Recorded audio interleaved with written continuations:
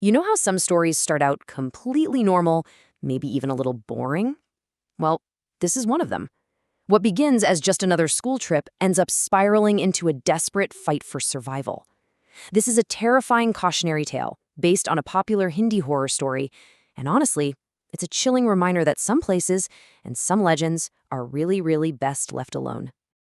Okay, so we're actually going to start this story at the very end.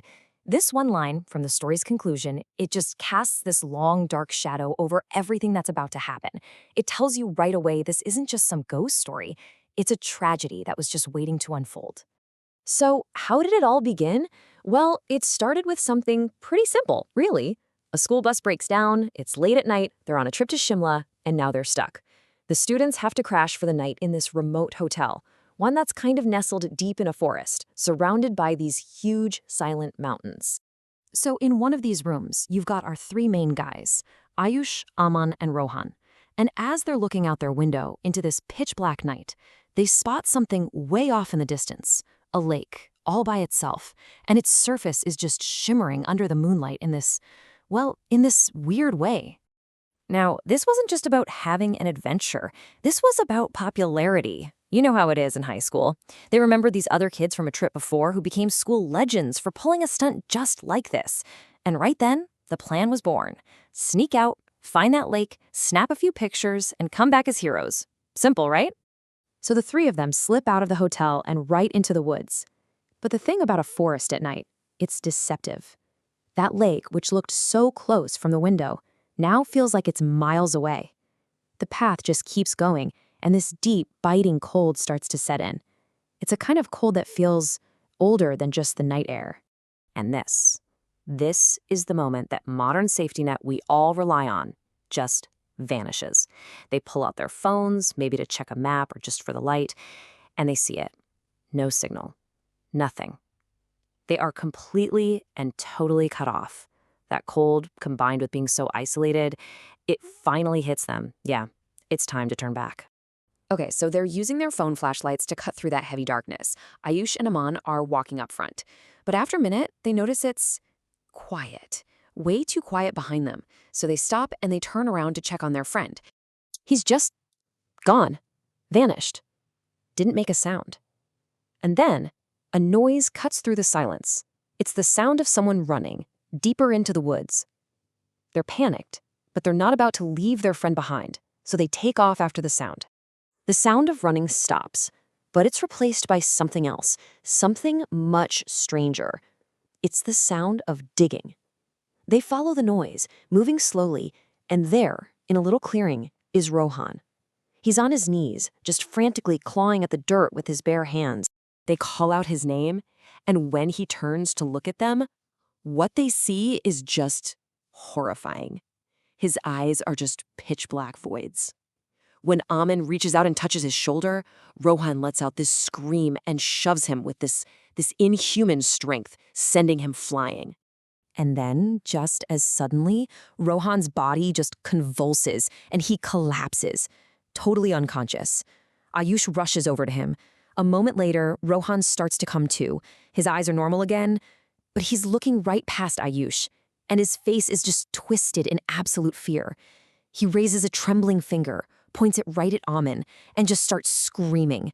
You see, whatever was inside Rohan, it just found a new home.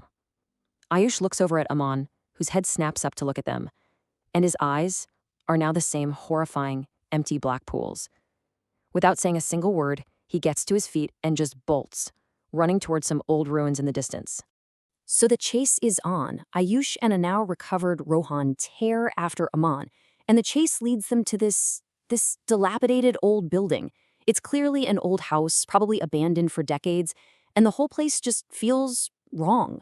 But Aman's inside, so they don't have a choice. They have to go in. They step inside, and what they see, it just doesn't make any sense. A man is floating. He's horizontal in midair, completely unconscious, just held there by some invisible force, and he is not alone. There's an old woman there, whispering to a salmon, and her appearance is the stuff of nightmares. A terrifying face, sunken black eyes, sagging skin, and this thin, scattered white hair.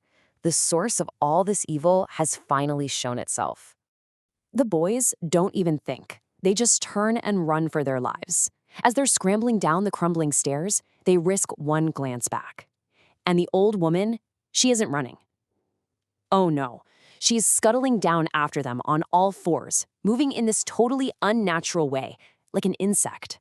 They burst out of that horrible house and just run blindly through the forest, desperate.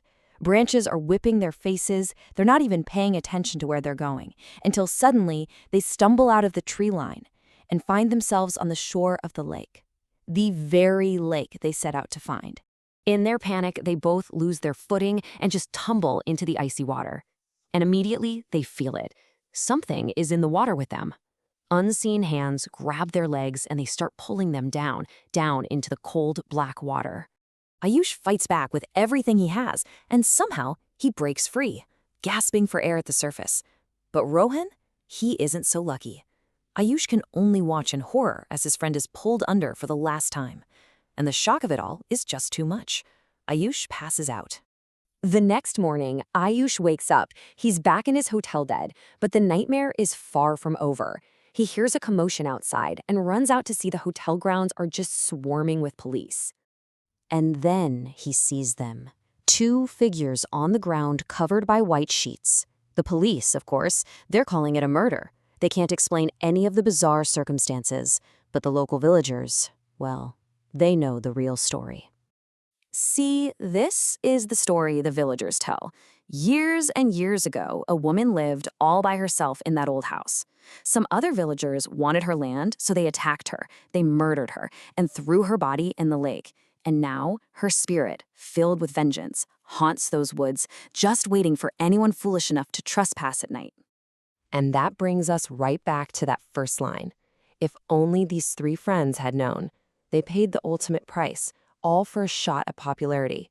The legend lives on, and it leaves us with one last, chilling question. Who's going to be the next person to venture into that forest at night?